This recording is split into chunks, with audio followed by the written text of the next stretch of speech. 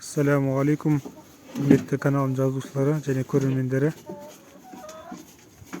Бүгін мен 4-5 айлық бұзауларға жем беруді көрсететін боламын. Бұларға берілетін бидайдың тартылған бидай жармасы 3 килограммдай, 3-4 килограммдай жартылек. Алты бұзауға күнделікті беріп отырам. Бұл бұзаулардың жетілуіне өте пайдасы зор.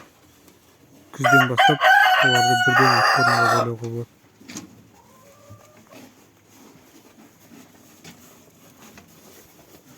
Қазір қолмен ұстап сіздерге көрсетем. Алдын видеомда салған болатын. Қолмағай жем тартатын аппарат, сол арқылы бидай